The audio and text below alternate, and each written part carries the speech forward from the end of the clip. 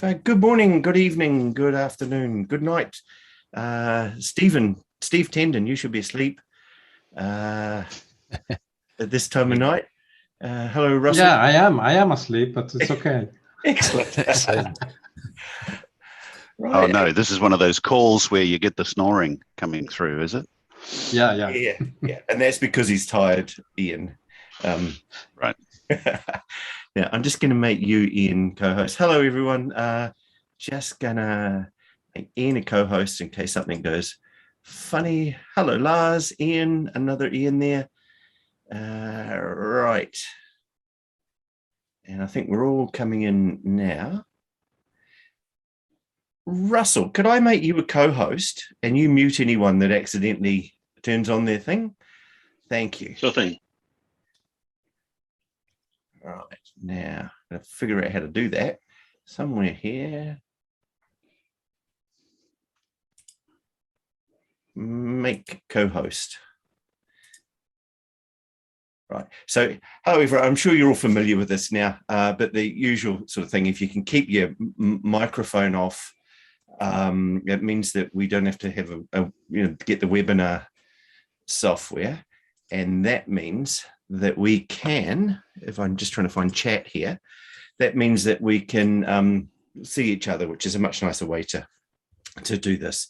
So we're just going to, I think most people are here. I'm just going to give a few minutes and maybe just do a little bit of a chat around, but I'm going to spotlight Ian just here. Briefly, while we're waiting, I've set it so that people cannot unmute themselves. So we can turn that on again later when it's time. Oh, cool. Okay, that's very good. Thank you very much. Right, I'm just going to type in, can we just do a little bit of a chat thing? You can all see Ian there, I think, and I'm just going to let the other people into the room. Can you type in and make sure that when you reply to the chat, you reply to everyone and just say where you're from.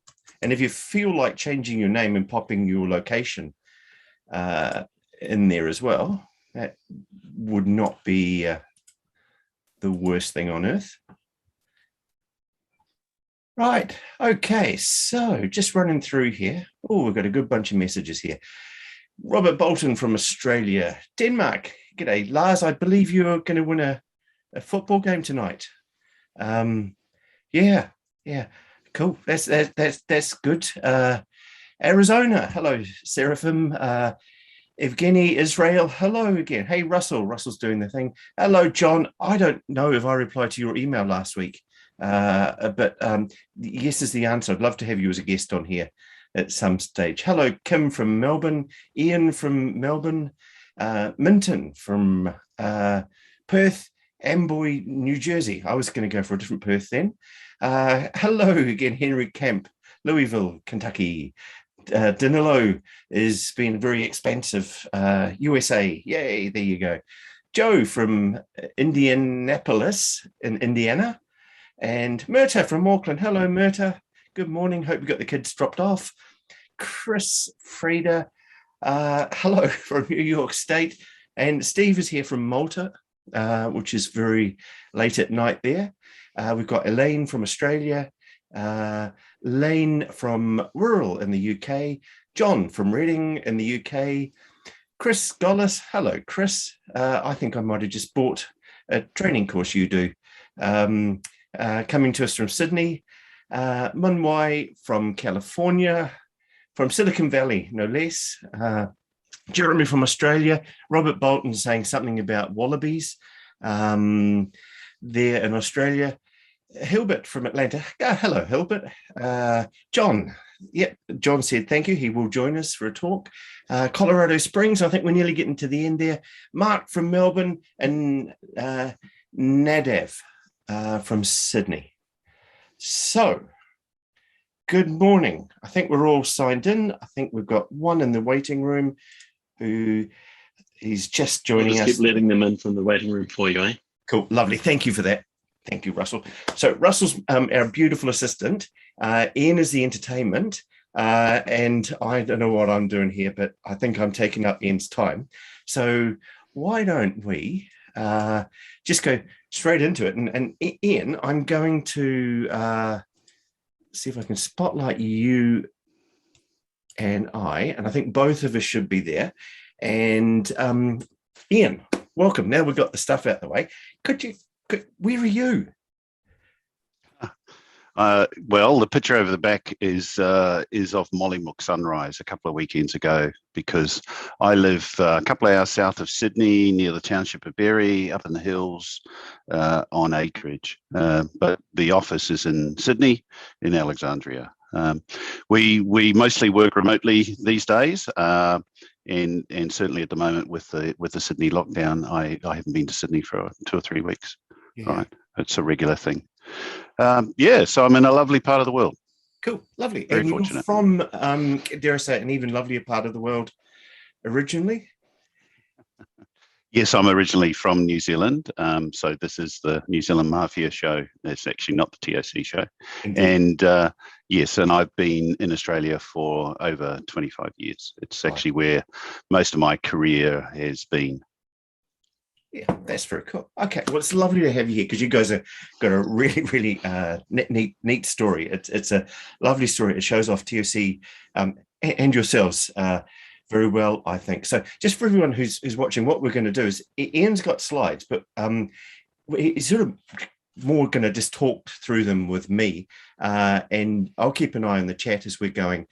So it's just slightly more conversational. If you've got any questions, I'll chat. I'll keep an eye on for them, but we'll have a session at the end. And I think today, just to sum up what you're going to cover, you're going to start talking about your business, about WiseTech Global, how big it is, and then you're going to switch into, there we go, you're going to talk about your ToC story, and then you're going to talk about these things called Druids. And the Druids, the mantras, the productivity at the center of everything, and the ToC at the speed of light. When we went through this the other day, there's some really interesting theory constraint stuff in here, where you guys have done a really lovely job of simplifying it and actually scaling it. So there's new stuff for anyone who's coming along, new stuff that's built on old stuff. So yeah, how about I just hand it over to you, Ian? Yeah, sure. Thanks, Clark, and thanks everyone for joining. Really appreciate this opportunity to sort of share a little bit of our story with you. And so a little bit about WiseTech. What I've done is I've picked 4 slides off our 120 slide digital investor deck that we did some months ago. So I don't really want to bore you with a huge amount of stuff. But WiseTech is really, it's an overnight success, 25 years in the making, right? It started out in Richard White's basement, where 4 people gathered together to figure out how they might tackle the freight forwarding market with software in Australia, and it's headquartered in Australia, and really the business today is a global business. We are the leading supplier of logistics software globally. We're a listed company on the Australian Stock Exchange. We'll be releasing our full year results in about 4 or 5 weeks. I think 22nd of August is the date. And we have a guidance in our last release for around about the $500 million in revenue mark. But over the years, we've sort of reinvented ourselves multiple times, and we've grown significantly around the world. And we really think of that growth in these 3 product penetration, profitability aspects, and of course the people that are incredibly important. So just understanding, just briefly give you a picture of the complexity of the logistics market. Logistics is actually really complex. To get the goods from the manufacturer to the consumer, they have to step through multiple stages of transportation, warehousing, consolidation, deconsolidation, et cetera, et cetera. And usually each part of this supply chain is conducted by a different party. So someone does the transportation on the trucks, someone else does it on the ships or the planes, someone else does the warehousing at each end or the multiple number, someone else does the last mile. And it all needs to be coordinated. And that's essentially what the freight forwarding function is to coordinate how to get goods from A to B. But of course, it's not as simple as A to B, because there's a multitude of original origin sites, and there's a multitude of destinations, and the permutations and combinations of those are incredibly numerous, and each one of those will have its own rules around what goods can be moved, how they can be stored, and different charging rates for transportation of the goods and all sorts of surcharges associated.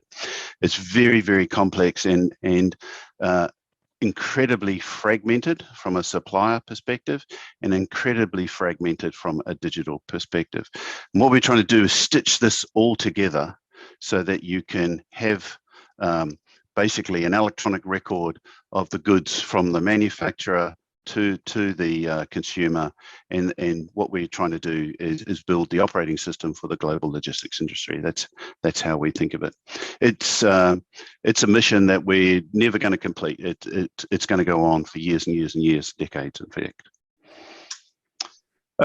Just a little bit around our more recent growth. You know, we in 2016, when we listed on the Australian Stock Exchange, we were 500 people.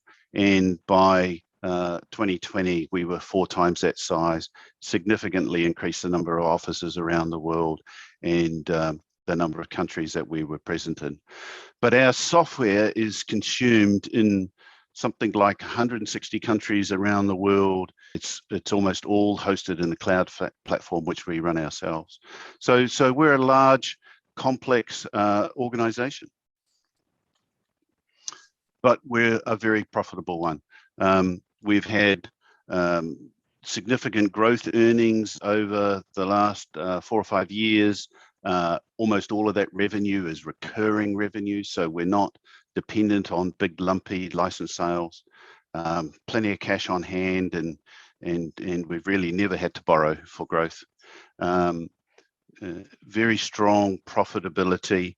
And one of the amazing stats that we have is this very, very low customer attrition, right?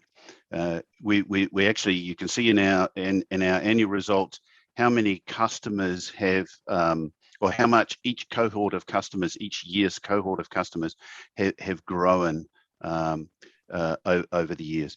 And we have less than 1% attrition in our customers. Our product is very, very sticky. Right, and it's primarily very, very sticky because it really helps solve these deep pain points in the industry and helps drive productivity for our customers.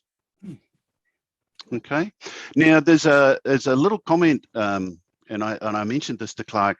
I think there's an old thing that Ellie used to say about converting your top line, your revenue number, into your bottom line, your profit, and there was a, I think, statement something like, if you could do that every 4 years, that would be terrific.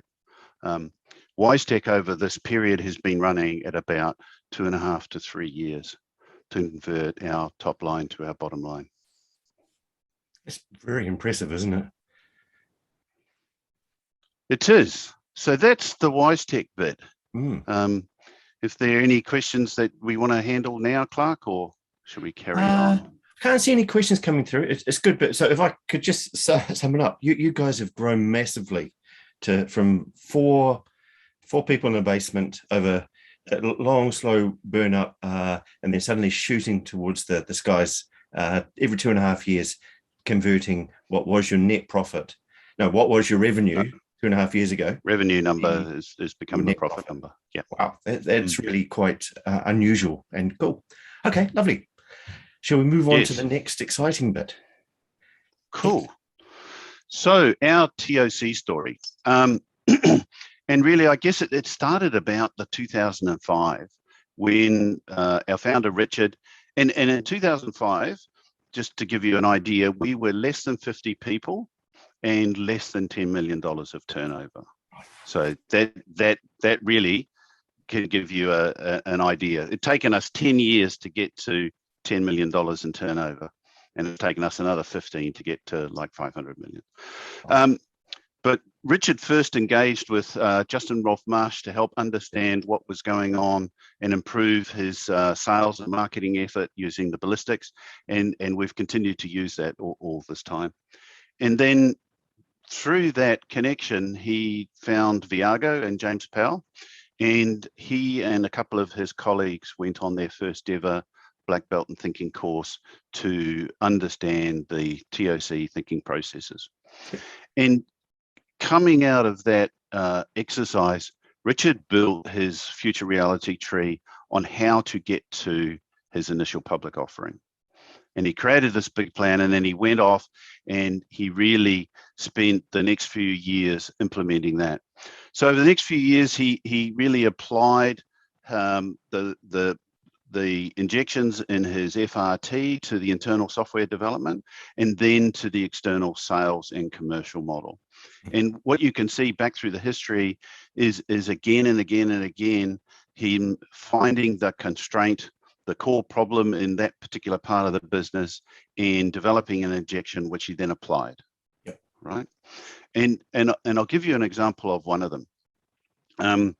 The sales constraint got broken, and we started selling at a far faster rate than we ever had before, and we couldn't actually implement the software for our customers quick enough. Right. And so the constraint moved from the selling of the product into our internal implementation effort. And really they looked at that and said, we're never ever going to be able to scale the implementation effort ourselves. It's just going to take too many people. We're going to have them all over the world. And so we changed our model, and we introduced a partner model into our ecosystem. And we've spent 3 months, we put our service people 3 months into lockdown, wrote a whole lot of content that our partners could use to implement the systems, and then we deployed that. And what we did is we broke the constraint of the implementation effort, essentially by outsourcing it to a third party. And we created this environment where it was much more attractive to be a WiseTech partner. And so actually lots of people decided to step in and become WiseTech partners. Right. And so it was quite a virtuous loop. And then our growth really accelerated from that point on.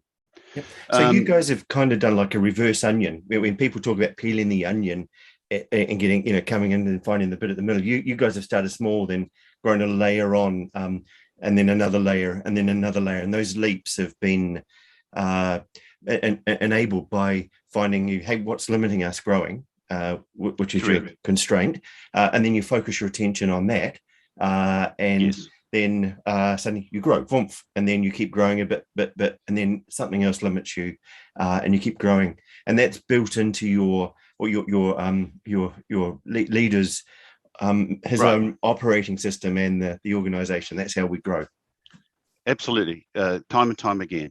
And along that time frame, about 2012-13, James Powell had left Viago and joined WiseTech and became the Chief Productivity Officer there.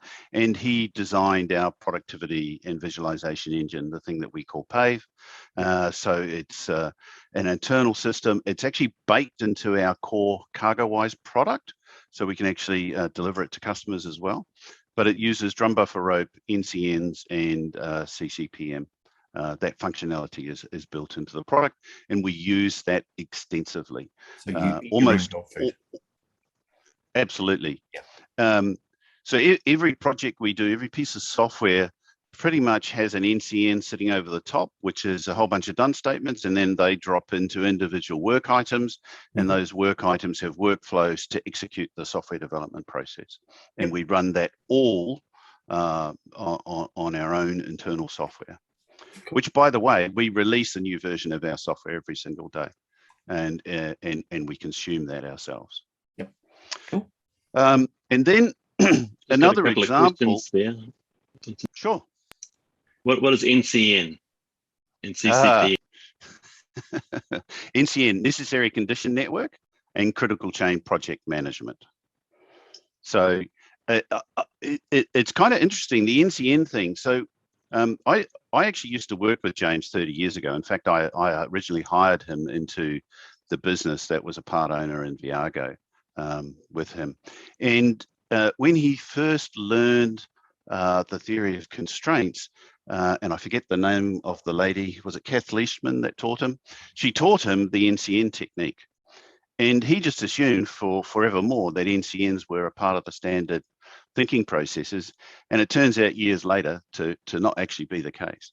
But the Necessary Condition Network it has been a fabulous tool. And rather than trying to explain it in depth here, we can maybe save that for another session, or maybe James can cover it when he talks about it. And then really the next phase, there's a couple of items there where again, we looked at what was going to limit our growth. And we, first of all, what we wanted to do is provide customs clearance software in all of the G20 plus 20 countries, right? And that would cover 90% of the trade good flows, manufactured good trade flows. And in order to do that quickly, it's like we can go to each of these countries and we could establish an operation, we could find the experts, we could start designing the software and then building it. But a much quicker way was to go and find somebody who operated in that market today, maybe the number 1, 2, or 3 supplier of software. They would be a smallish company, sort of 10 to 30 people making software just for that country, and very similar to what WiseTech was a number of years ago. So we surveyed the market, found those companies, and went on a process of acquiring them.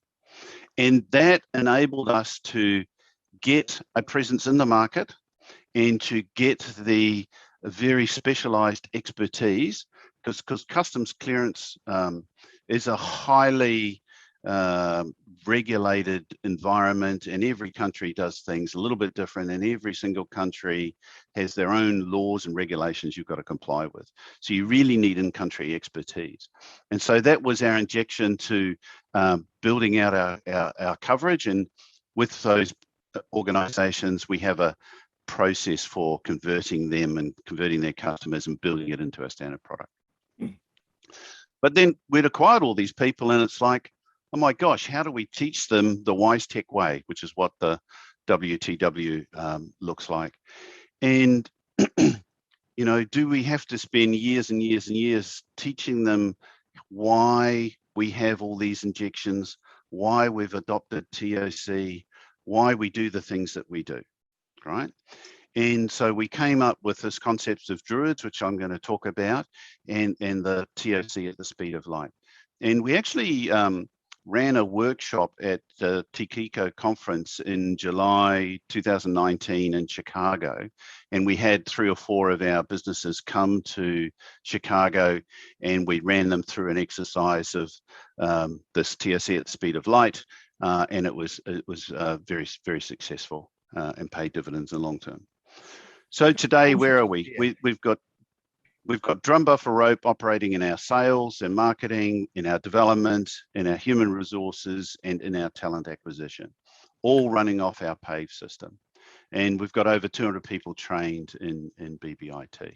Cool. So can I just interrupt just there, just to segue? I think you're going to segue now into the Druids and so on. Mm-hmm. So just to play this back for everyone. So there's a whole lot of ToC language in here, and if you're familiar with it, you go, hey, that's really cool, because this is leading edge stuff, and you'd be lucky that not lucky, you guys have worked with people who are very, very skilled at ToC, and then you got to a point where you had to share the ToC thinking and your WiseTech way of working, your culture, all the thinking behind it, but you had to do that at scale.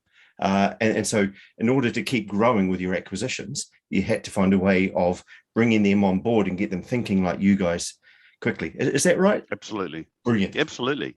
we needed to take them through a process rather than teaching and then convincing them of the benefits of the WiseTech way. We had to get them to actually experience the pain that they were in and what the journey out of that pain might be if they adopted the WiseTech way, which is heavily influenced by ToC. Cool.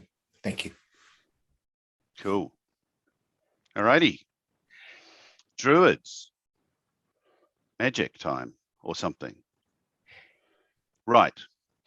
So we came up with this concept of a figure 8 loop. And in fact, James Powell came up with the concept. He'd been doing it in his head for years and years and years. And we suddenly figured out what he was doing in his head and got that down on paper. But basically, there's a very typical conversational style that occurs around conflicts. And the reason we call it Druids is because what happened is we were explaining the way these conversations work, and people sort of stand in front of each other, or they get into a fairly fierce debate, and they start waving their finger at each other, and they say, all you need to do is do this one thing. And the other person replies, all you need to do is do this one thing. And it was kind of like someone in the audience said, that's like two magicians, maybe it's Harry Potter or Lord of the Rings, two magicians fighting each other. And so someone else said, oh, it's like Druids. So they became known as Druids, right? And it's a nice nickname that means absolutely nothing in relation to the topic, but everybody in our business understands they're called Druids and they talk about it as part of their daily language. But basically, the way it goes is person on one side, they have a pressure or they want to do a particular thing. And the opposing party says, if you do that, then something will go wrong, then it'll get worse or it'll go bad, and then my goal will be violated, right? So rather than my goal, I want you to do this other thing, right? Which is my want. To which the other party responds, but then something will go wrong, it'll get worse, and then my goal will be violated. And it turns out this is a very typical way that humans interact in conflict. We are much better at arguing against losing what we have or losing what we want than we are arguing for the thing that we want, right? So I'll say that again. It's the loss aversion. It's that emotional loss aversion that causes us to argue against somebody else whom we think will cause our goal to be violated. And these conflicts go round and round and round in circles endlessly. And if you're married or in a relationship, you may have experienced this once or twice. Ian, could I ask you to switch your video off just for a second back on, because you've gone blurry, and I think you're... Oh, have I? Yeah. Stop Either video. that or the sun is rising. It's because I've been moving. Right, there you go. Lovely, thank you. Right. That's much better. Now, we put them into 8 boxes, 4 on each side. It could be 3, it could be 5. There could be additional logic, connected with an and statement in there if you want to make these things more precise. But basically, we settled on this 8-box presentation of Druids, and that's been very useful. It seems the most common. There could be multiple layers of going wrong. There could be multiple layers of bad. There could be multiple goals being violated. But just to simplify it down, make it easy for everybody, we find this 8 works. And if you're familiar with ToC and clouds, the 2 things at the bottom are your D&D prime, and the 2 things at the top are actually the opposite of your B and C. So they're not the needs, they're the goal violation, meaning the need is not going to be met. Okay? Cool. And they on the other side, right? We have found this, and I have presented this concept all over the world to be universally applicable. Everybody seems to understand this, okay? And what I'd like to do is introduce our core conflict in WiseTech, which is the conflict between speed and quality. And we actually think the way that this works is something like, let's say Clark, I would say to Clark, I think Clark, our software is just not the quality it needs to be. And we need to focus on building quality. And Clark would reply. Then we end up building a whole lot of extra features that we don't really need. The guys spend a lot of time polishing the software. Our roadmap is not being delivered in the timely fashion, and we're just not building our product quickly enough. And Clark would say, Ian, I think we need to focus on speed, right? And then I would reply, well, if you focus on speed, you'll cut corners and you'll build just good enough software. And then over time, we'll build up a lot of technical debt, and then our product just won't be of the highest quality, and it won't be accepted in the market. We need to have a #1 quality product. And you'll see this constant conflict between speed and quality on and on and on and on and on. Now, when Richard did his first analysis and developed his CRT in 2005-06, he discovered that really the core conflict of WiseTech was the conflict between speed and quality. And the other very special realization he made is that this conflict was never going to go away. And his injection is to manage the speed quality conflict. Can we pause there just for a second, Ian? Sure. And let that sink in, and then I'm going to ask you to repeat it, because I think that's probably the one of those things that once people realize it, they'll fight it in their heads until they realize it's true, right, which I imagine you've all done. So could you repeat that? Because I think it's really important. So when we did the analysis and discovered that the core conflict in the business was between the pressure for quality and the pressure for speed. Yep. And it's our core conflict in our business, right? Yep. Our answer hasn't been, and we've actually come to understand, it is probably the core conflict in almost all human endeavor, certainly any that is creative. Yep. And you can't get rid of it. Right. And therefore, all you can do is manage it. And what we've been doing for ever since is we've been improving the quality, improving the speed. Quality, speed, quality, speed, quality, speed, quality, speed, yep. Right? We've been doing that for a long time. That's brilliant. That's a really important light bulb moment. And it took me a long time to get my head around to agree with you, but I think you're right. Right.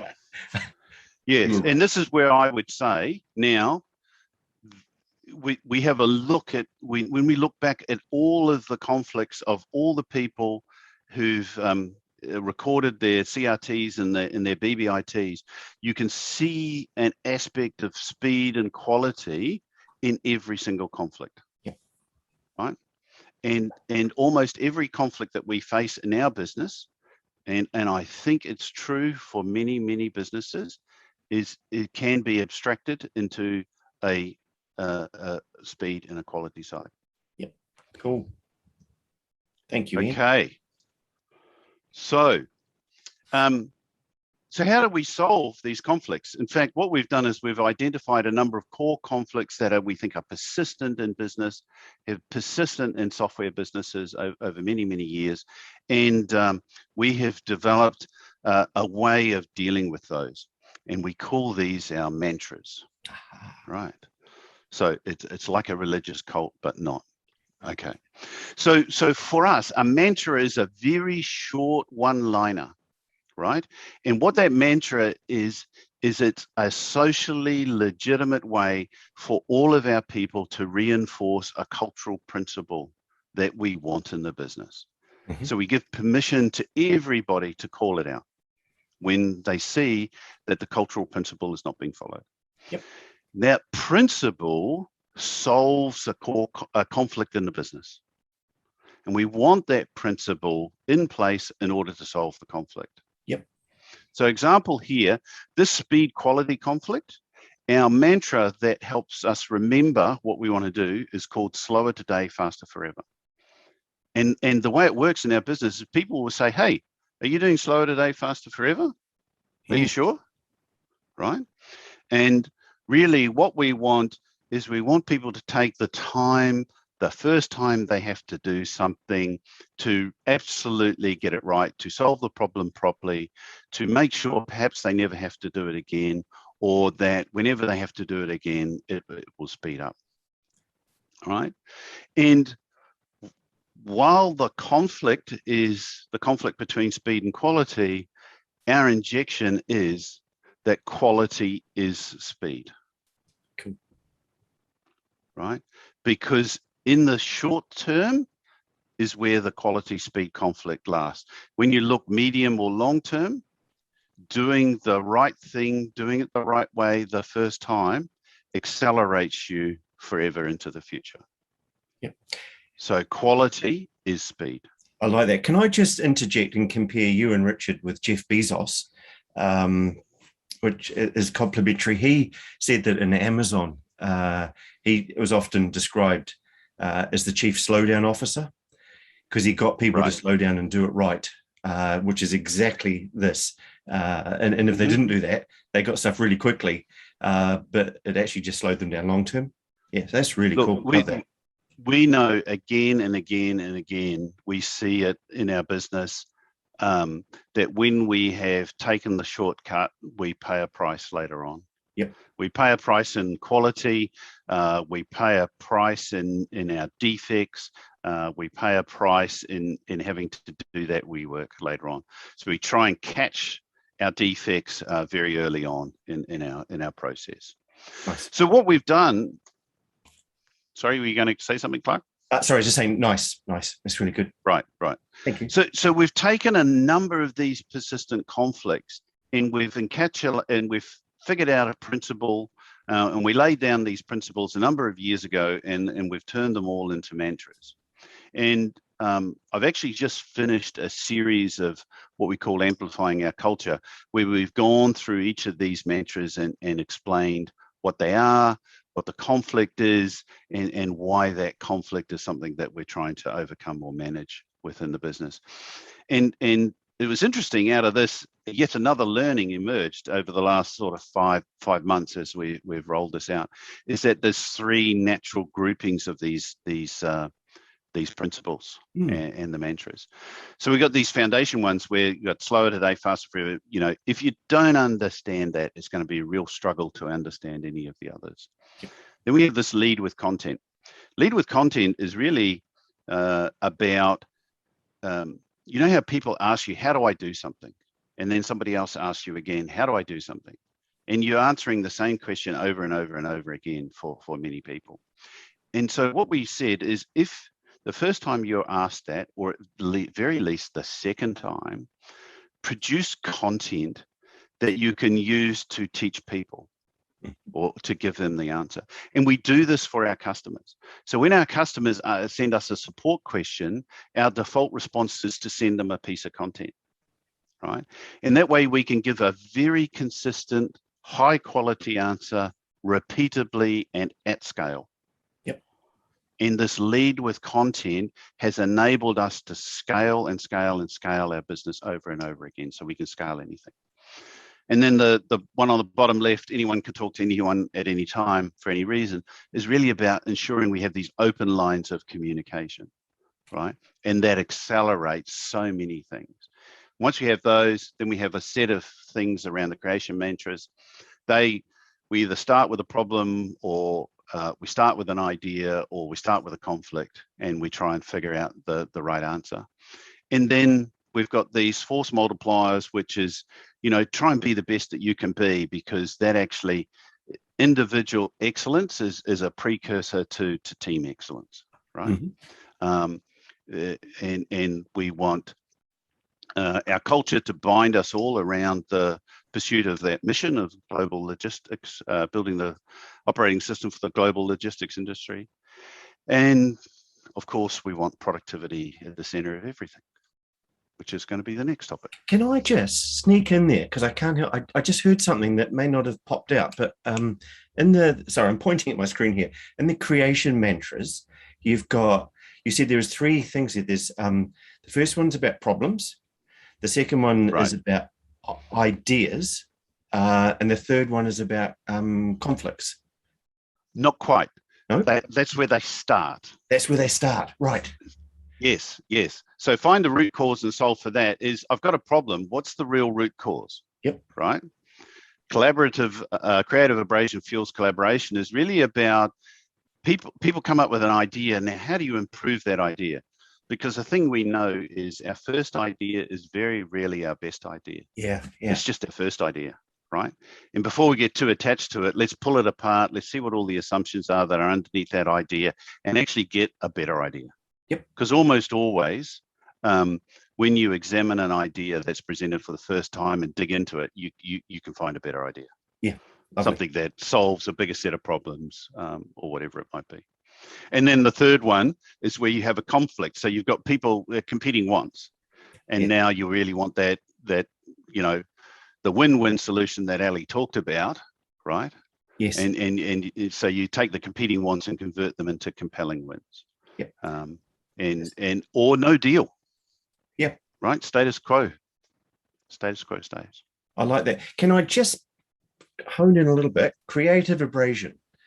Now I kind of know what that means. So having talked with you and your lot of colleagues, it sounds awful until you have the. It does, doesn't it? Yeah. Could you explain on that in case people are off going, Ian Larsen's a big meanie?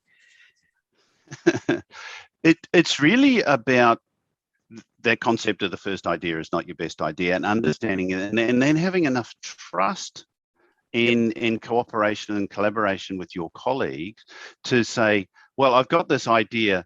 Come on, let's test it. Let's pull it apart. Yep. Right. What are all the assumptions that I've built into the idea that I don't even know I've built in the idea? And so actually you're trying to abrade away all the assumptions, all the prejudices that you might have in your approach, and really figure out, is this the best idea, or how can this idea be improved? So it's a very abrasive against the idea, but not the people. Correct. Lovely. Right. Sometimes it manifests as against the people, and that's unfortunate. And you've got to really come back and say, hey, this is about the idea, not the person. Yes. Right. And I love it because my ideas are rubbish mostly, right? And we've got incredibly smart people, and they critique my ideas and pull them apart, and we always end up with a much better solution. So thank you. And we have a long history of doing this, so there's already a built-up trust between people in the organization around these sorts of things. Mm-hmm. Right? Nice. Okay. Nice. So this is essentially our culture on a page. Okay. Beautiful. And then productivity at the center of everything, where we have been sacrilegious and we've taken the 5 focusing steps of ToC and renamed them. Thanks to Clark, actually. Clark helped us do this, because Clark came and presented to us a couple of years ago, and he had a focus with 3 C's. And we thought, that's really good.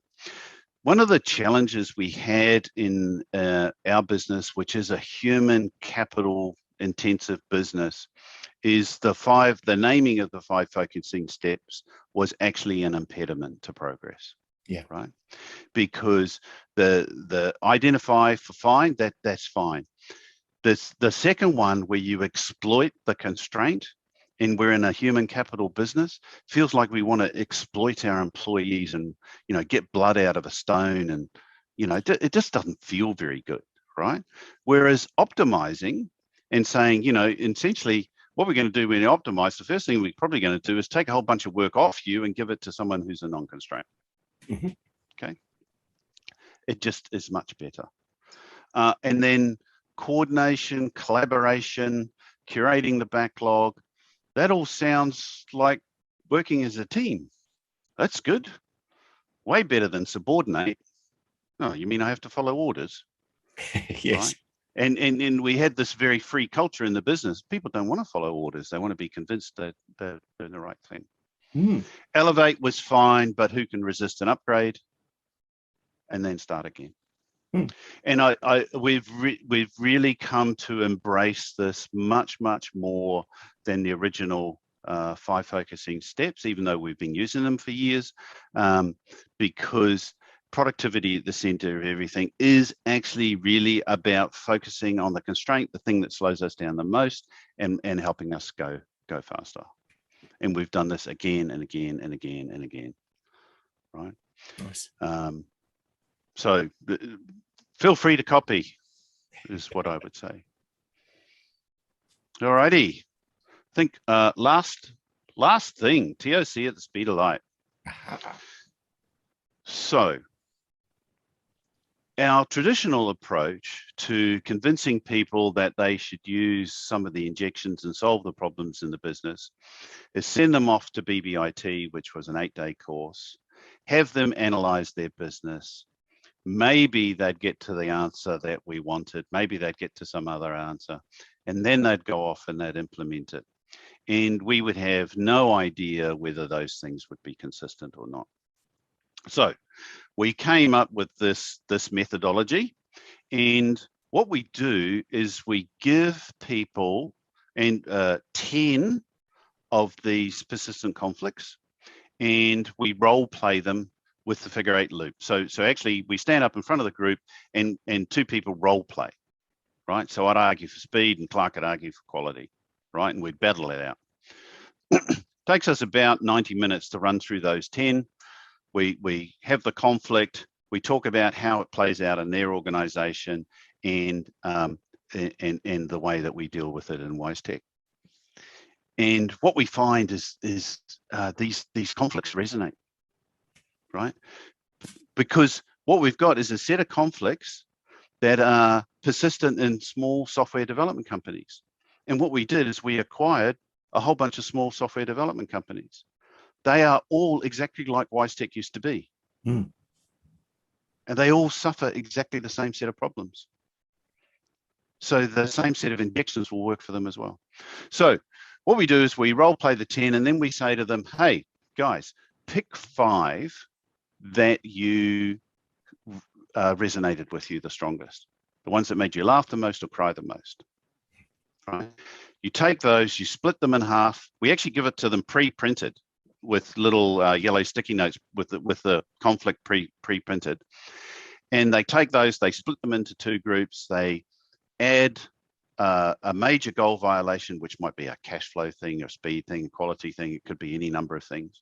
And we get them to add in their own policies and measures into the bottom of this mini CRT. And what that does is get them to understand that their policies and their measures that they've always implemented in their business is driving these behaviors and delivering these UDIs, right? And that way the tree is their tree, right? Then we say to them, now, how many people in this call have done a CRT? How many people have spent 3, 4, 5 days building a CRT? I'm sure there's quite a few of you. Yeah, a few. Right. I have repeatedly done this in many countries in Europe, America, South America, as well as Australia. 90 minutes to build a CRT.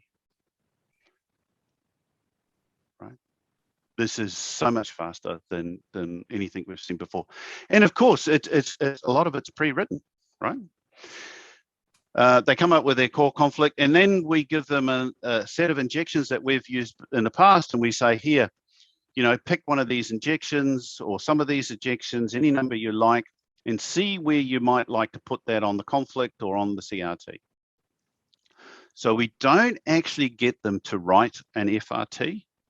All we do is we get them to write the injection on a sticky note and say, where would you put it on the CRT to break the cause and effect logic, right? And they can edit any of the sticky notes. They can add additional causality should they wish to, et cetera, and occasionally they do, but it's not really what's important. Then they take the set of injections and they put them into a necessary condition network, which is effectively the the sequence that they're going to have to do these things in, and then they pick one that might be particularly hard or 2 that might be particularly hard depending on how much time they have, and they build a PRT for that, right? This whole exercise takes a day, and the people that we have done it with repeatedly and successfully, they have no exposure to ToC. They have no exposure to the thinking processes, and within one day, and it's not a particularly hard day, within one day, they have a plan to implement the injections and become like WiseTech did, faster than WiseTech became that way. Right? And I am certain and I'm convinced that you can go to any industry, you could build a set of 10 figure-8 loops, right? And you could present that and have that organization build a CRT before lunchtime. And then after lunch, they can come up with a set of injections, apply it to their CRT to convert it to an FRT, and then build a plan to implement. Yep. And you could use this as a sales technique to get a project, or you can use it as the start of the implementation project. I think it will help anybody go faster without having to teach them all the principles in the first place. Because the goal isn't to build the perfect CRT. The goal isn't to build the perfect FRT. The goal is to get a plan and get started. Cool. Can I just interrupt there? And I just want to frame this for people who maybe aren't familiar with the ToC process. I'll just do it really quickly. So basically, the ToC processes, they're called the thinking processes. And Ellie Goldratt put these together with all of his companions maybe 20, 30 years ago now. They're quite they're a very thorough sort of step-by-step process of starting with a bunch of complaints, which are the UDIs that you've heard mentioned, finding the cause and effect so that there's these symptoms, you figure down and find the root cause effectively, coming up with a new idea or a bunch of new ideas, things you could do differently, which are called injections. And then you go, okay, how are these injections going to improve things? And so on. So there's a big, long process of here. And I think what you've done, Ian, is you've done like, if Jamie Oliver is going to come up with some fantastic new recipe, he's either going to do it himself or get his minions to run through, and they'll try lots of different variations, and they'll learn a lot of stuff, and they'll come up with a recipe that's based on learning and quite a lot of experimentation and so on. And then once they've got the recipe, they can write that down in a book, but tell people now, go cook it in your own kitchen. And so you've effectively come up with a way of scaling by sharing the recipe based on all of your hard work that you've done over many years. And I think what you're saying here is that rather than dumping people down, having to go through and create this recipe from scratch, you can give them the ingredients, give them a hint of what this is going to look like, but take them through a really quick process and get them up to speed on what, the way you guys work and why it is, and actually get them doing it really, really quickly. So I hope, so I played that back for myself, yes. But it's... Yes, let me refine that a little bit, Clark. Yeah. What's typical is we've got this core conflict between speed and quality. Yep.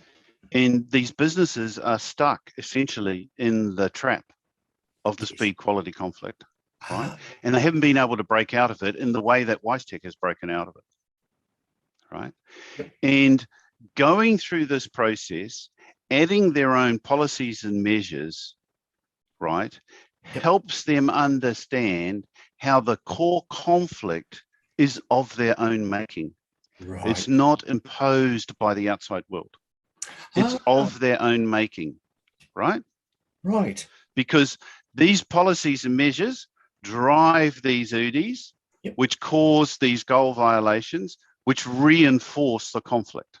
Yes. Yes. Right? And that's why you have this giant loop. Anyone that's done a CRT and they've got the feedback loops happening in the CRT will understand this, right? And what it is, this process makes them realize that it's all of their own making, and therefore it's under their control, and they have the power to change it. That's nice, but they couldn't see it beforehand. Right? They couldn't see it beforehand. Even though when you run through the figure-8 loops, they go, oh my God, you're describing my day yesterday, blah, blah, blah. You were a fly on the wall. Yeah, this works. So I have a picture here of what one looks like from when we did it in Germany. And what you can see in the middle on the left-hand side there is you can see our pre-printed half of a figure-8 loop. right? And they've cut them in half and they've split them into two halves and figured out which set groups with which. And then they've got their major goal violations and they are feeding back into this conflict at the bottom. And this one is a conflict between budget and time versus quality, right? So they feel pressure to meet their budget and time constraints, which causes a whole bunch of behaviors, which causes a poorer quality. So they feel a pressure to improve the quality. Cool. Right.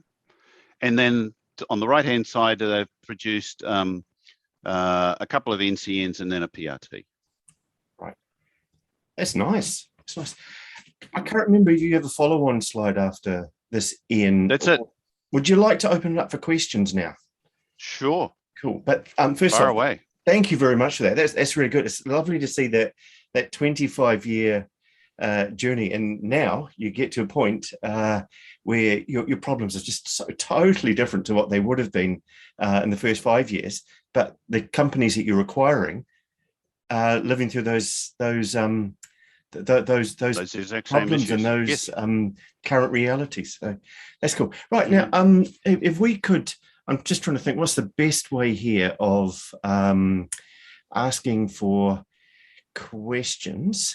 Is there anyone want to come on and ask a question, or you can type a question in the chat box. And if you don't type questions, I got questions. People can unmute now if they want to. Thanks, Russell.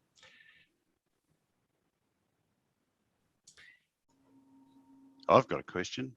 Go for it. What do you think? What do you think, Henry? You've done this sort of stuff repeatedly, right? Yep, we've done a little bit of that. It's fantastic. I always love hearing this stuff, and I'm sorry I had to run away for a call for a while, so I didn't get to hear the middle part. I'll go back and suck in the recording, but it's absolutely fantastic, and I love the speed with which these things happen. I call your figure eights infinity loops because I like the notion that it keeps going around in a loop like that. But it's the exact same thing. Completely stole it from WiseTech. So fantastic. It's funny because I call them Mobius trips, like the Mobius strip.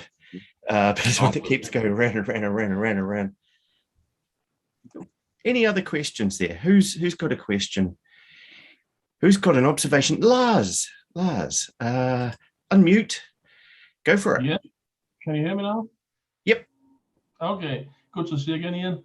I just wrote the question into the chat also. But when you do the BBIT training with the companies you acquire, the focus is on the thinking process. But when do you start to introduce the ToC solutions, the drum buffer rope, the critical chain, and the other solutions? For example, Justin Rosmars's Salesforce change compared to traditional sales forces. When do you start to introduce them as the injections and explain them? Because they can be hard to understand unless you get through a lot of explaining. Okay, so what we have done is we have built a number of what we call the productivity modules, and we have built that as training courses and implementation courses. So we have one called the Foundations, which is really about getting people onto PAVE, understanding how the workflow works and all that sort of thing. Then we have the next one is we call Constraints. And that's really about getting constraints, sequencing operational within a team. And that's really where the drum buffer rope injections are introduced, right? Then we have a variety of others which take them on that productivity journey over time. When we run this particular exercise here with ToC at the speed of light, we actually explain through each of the 10 figure eight loops how our injection operates and what we do differently, without explaining all the ToC principle behind it. We just say, this is the thing we do and this is how it works, right? So we give them the idea as opposed to all the theory. And then I would say 6 to 9 months after we have they've joined the business, we could start doing the implementation of one of the productivity modules. Good. Thanks. So Keith has asked a question here. I'll just read it out. You mentioned budget. The mantra is cost, quality, and time. how and where does cost fit into the analysis? So the mantras didn't have a cost, quality, time associated with them, but I think you might be referring to what we call our triangle, right? Where there are four factors that go into developing software: the scope, quality, time, and cost, right? And I do have a place where I explain how imposing due dates causes quality to be broken, and I can explain a little bit of it because I talk to people about how due date promises in software development cause an enormous number of problems. And there's a mathematical formula, right? There's 4 inputs: cost, quality, scope, and time. And the output is a piece of software. And writing software is an incredibly creative process. If we had written the software before, we'd use what we wrote before. So every piece of software we're writing it for the first time. That's creative. We don't know how long it's going to take. We don't know what the issues are that we're going to run into, et cetera, et cetera, et cetera. So if you've got an output that's variable and you've got 4 inputs, at least one of those inputs have to be variable. They can't all be constants, otherwise the outputs are constant, right? So then we start figuring out of those 4, which ones do we want to be variable? And you look at scope, and we're trying to build operating systems for global logistics industry. You really are not going to compromise on scope. We want the best product out there in the market, bar none. Quality, what do you want to compromise on quality?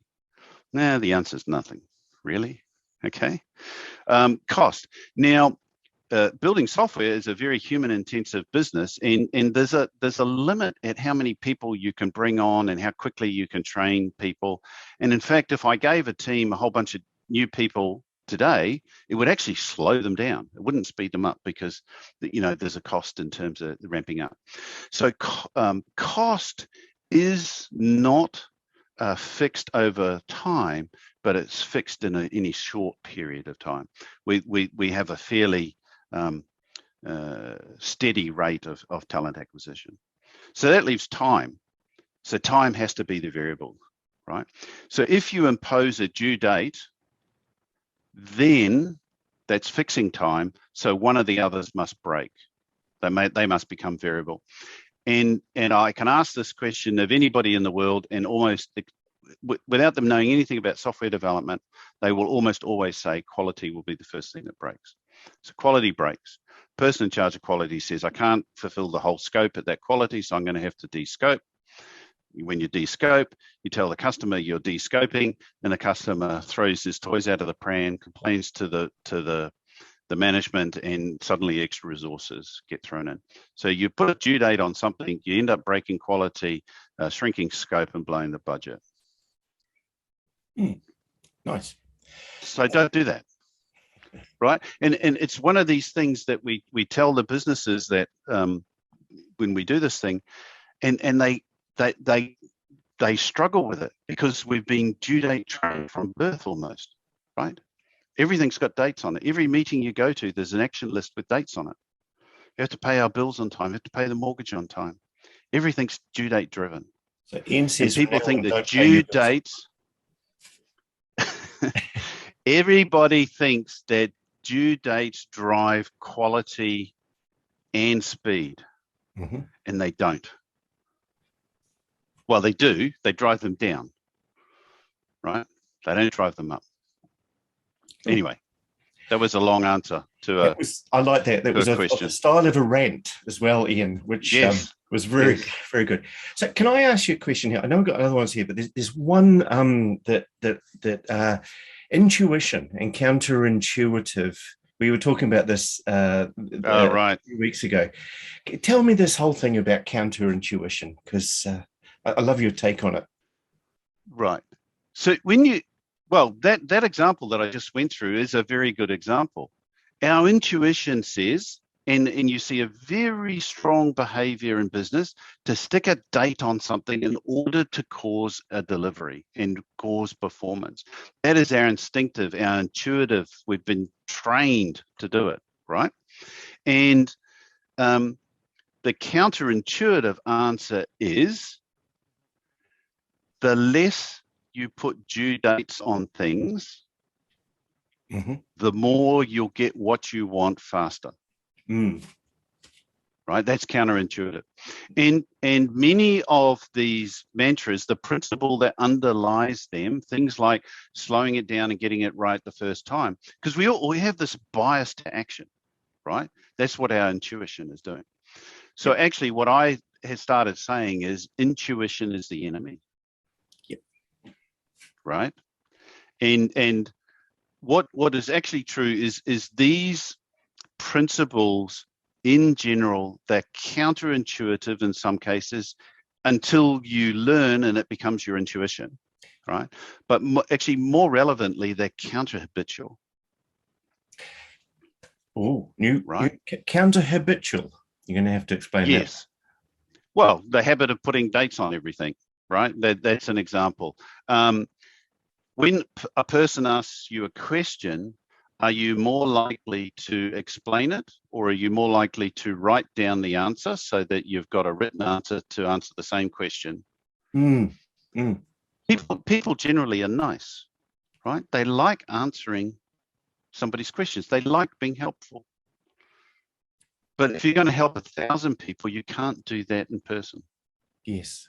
If you're going to help 100,000 people, you can't do that in person. You've got to have process, systems, content. Nice. Right. So if counterintuition is the enemy, I guess then... No, intuition's the enemy. Intuition's the enemy. Is, thank you. Yes. And counterintuition is kind of like leading us to the answer. So there's a lot of the stuff that you're doing here is what we used to call the method of repeated assertion, which is your mantras, say them over and over and over again, because it takes a long time to get in people's heads.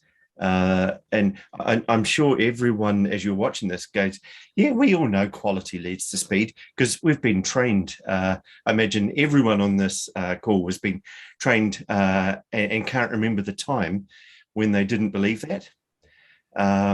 So yeah, I really like the intuition is the enemy. Cool. And then you're harnessing the intuition that people actually have later to abrasively create better solutions. Anyway, so I'm starting to rabbit on about intuition now.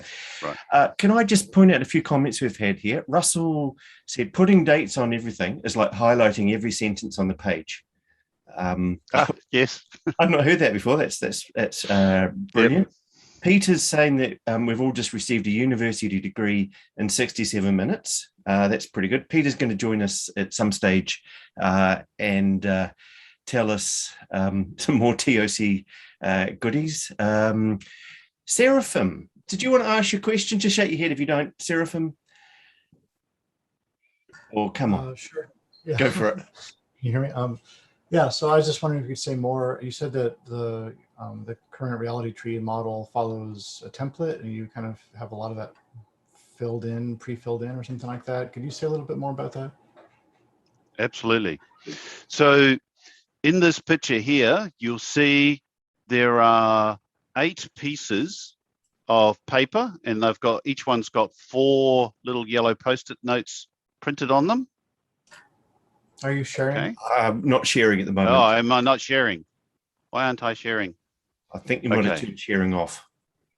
Go ahead and share again if you can, Ian. Yeah. Are you able to share again? Yeah. Well, maybe. I can't find where's the share thing. I don't use Zoom, right? I use Teams. Click on share screen down at the bottom. Got it. Found it. Yep. Right. Sorry, I am technically competent. Yeah. Right. Seraphim, can you see that screen now?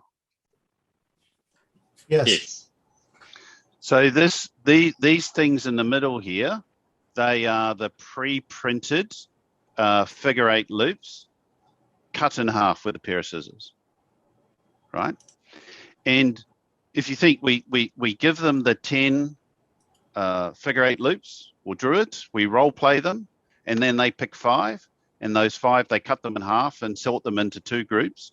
And at the top of each one of these, at the top of each one of these four is a minor goal violation, and they group them by their goal violations, and then they get a bigger goal violation. Then at the bottom, the yellow post-it notes that they've added are their policies and measures, right? So, and then that gives them a loop. We have a whole slide deck on how to execute this process, right? You're just seeing a summary version of it. So absolutely, there's a template. So if you were going to do this repeatedly in an industry, the starting point would be to figure out 10 figure 8 loops that you see repeatedly in these businesses. And you could probably just borrow the speed quality one because it's everywhere. Okay. So that's our template. And when you think about a CRT, and you would have traditionally had a bunch of UDIs written on post-it notes, and then it's like, can you find 2 that relate to each other, right? And then can you find a 3rd? And then can you find a 4th? This mechanism here, we've got 40 entities connected together logically, straight out of the box, pre-printed. And all they're doing really is positioning them on a CRT as opposed to having to find out individually where everything fits. That's what makes it so fast. So I'm not sure where I see where the figure 8 comes into play here. So these printed things, they were side by side as a figure 8 loop. Oh, okay. So like and then they cut them in half. Oh, okay, that makes sense. Because the top of each figure 8 loop, the two top entities are goal violations. Mm-hmm. Right. Okay, so that's what the core conflict is driving all of the 5 additional conflicts, I guess, is what you're saying. Is that? And then you split those 5 conflicts into those 10 middle. You split the 5, right? Mm-hmm. And now you've got, in this case, we've got 5. Yes, we've got 5 on both sides. So you've got 10 half figure 8 loops. Okay. And the half figure 8 loops are grouped. Oh, that makes sense. And so, and basically with the core conflict down there at the bottom, you're sort of saying that those 5 figure 8 loops are all like, well, the way the process of that core conflict. All right, I'll tell you exactly how this works then. So you look at your 5 you have on one side, and you say there's 5 goal violations. What's the higher order goal violation that they all link to? Right. The opposite of that is the goal. Right. So the goal is what goes down on the bottom in your core conflict as your B's and C's. So you take the goal, you got the higher order goal conflict, you write the opposite of that is the goal, and you put those down on the opposite sides as your B and C on the core conflict, right? And then the pressures are coming in, right? So that goal violation causes you to flip to the other side of the core conflict, which drives all the behavior up one side of the current reality tree, which gets you to another major goal violation, which drives you back down to the other side of the core conflict, which causes all those UDIs to come into play, which drives you back around the other side again, and so on and so on. So you're stuck, right? Well, you're stuck, but you're very stable, right? Because all stable systems are held in place by 2 opposing forces, right? And so the idea of the injection is to destabilize and allow a new future reality to emerge. That's great. Thank you. Right. Cool. Right. Any other common peers other than speed or quality? Asks Jeremy. Oh God, yes. But they all have an aspect of speed and quality to them. One of them is the lead with content mantra. The conflict there is the expert does versus the expert teaches, right? Like that. So one of the things that happens in business commonly is you come up with an issue or your problem or a lack of understanding, you go to the expert, right? And everyone keeps on going to the expert, and we overload the expert.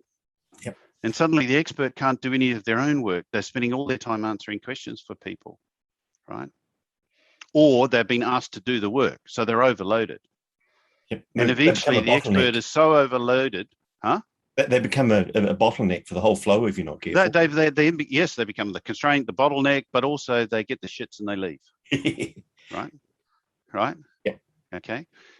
So what we try and do is get our expert to teach other people, and the way that we try to get them to teach other people that scales beautifully is to provide content. Provide the answer in written form, right? And so when somebody comes and asks me for something, I will try and give them a piece of content, say, here, read this, and then we'll have a conversation, right? Because if they put that time and effort into understanding, right, then I'm prepared to have the conversation with them, which means we'll actually have a better quality conversation and their learning will be accelerated. And I can do that more often than I can do answering the entire question for somebody. So we have, to get back to answering your question, is there anything else other than the speed and quality? Yes, there are different manifestations of the speed versus quality conflict, right? And they have different words associated with them, but they, at the end of the day, they all end up being speed quality. Can I just, probably a good time to wrap up there, Ian, because I think it'd be cool to get you back at some other stage, maybe to go into a bit more detail on some of these. But we're also going to get James. James has agreed to come on as well, and James is the Yoda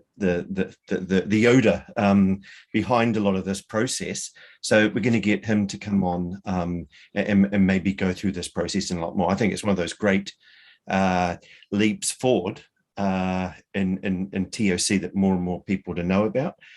So I just wondered if we might start to look. We've got about 10 minutes now, and just look at wrapping up. And so, can I ask you just how many developers you got in your organization? I just want to take it back to kind of where we started. How many people using this stuff in the real WiseTech world, or is it just you? It's just me. Just me. I just wave my magic wand and stuff happens. Right. I have about 650 direct reports. Mm-hmm. We organize our software development into teams where each team is responsible for some sort of functionality. So we have a team that builds our accounting software. We have a team that builds our freight forwarding software. We have a team that builds the customs software. And some of those individual teams are quite big. So like the customs team is 140 odd people split into many sub teams, one for each country. And the way they're organized is they're organized as with a product management arm and a software engineering arm. So we have a leader for each one of those. We have delivery managers, which are responsible for the time component. They tend to work across multiple teams. So we have a triad of management of a team. Yep. And we don't let those roles report to each other. So product management can't overrule software engineering, and software engineering can't overrule product management. They have to use creative abrasion to get and to collaborate, right? Which is where that metric comes into play. Yeah, so it sounds like a lot. So I've got something like 40 direct reports, but actually I'm not really a software developer. I used to be a computer programmer a long time ago. So I don't teach people how to write code. I don't control the way that they write the code. We've actually got a superb chief technology officer and a lot of incredibly smart people. And I'm not from the logistics industry. I'm from mining and utilities and various other industries, although software has been at the core all the way through. So I'm not teaching them what product. And I'm not managing what product. What I do is I'm all about structure, process, productivity, and the development of the people. Yeah. Okay. That's Very good. So you've got a big chunk of people, and Yes. would it be fair to say that the thing that's keeping your business, which has grown a lot, alive, is making sure that the software development part of it, it's kind of like your, they're creating. It's our engine. It's your engine. It's our engine. Yep. Yeah, absolutely. So Yep. if you keep getting that So- bigger and faster and more productive, there's a big virtual loop there for your business. That's correct. We need to make more product that customers didn't know they needed but can't live without, and continue to use. And we very often will make a product and we'll put it into production, and and then our customers will start using it, and then we'll commercialize it later on. Yes. Right. Yep. So we let them get the benefit of it. And while we talked about ToC and looking for the constraints inside our business a lot here, a large part of our product development roadmap is built by looking at the UDIs in the industries and the core conflicts they have that need solving.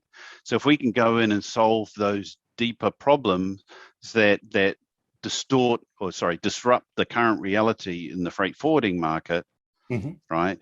Our software is actually implementing injections for them. Right.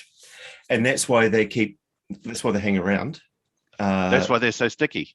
That's why they keep, they keep coming in, because so can I just try and just pull that back a little bit? So from the ToC point of view, we don't talk about, we have a bunch of processes, and we like to think you add ToC to a situation and it makes better. And there's a whole lot of different things in ToC. But I think one of the things I'm hearing there that makes you guys special is ToC plus deep knowledge of your customers' world, probably better than they understand their own world, I imagine, at times. Yeah, sure. And so I'd say we've got ToC in our DNA. Right. Is how Cool. I like to think of it. And yes, very many of our customers, they come to us and say, we want this thing. Mm-hmm. And another customer comes and say they want this thing. Yep. We have a mechanism for absorbing all of that information, all those requests, and then we sift through them and we look for the common themes, and then we analyze that and actually find what's the deeper cause.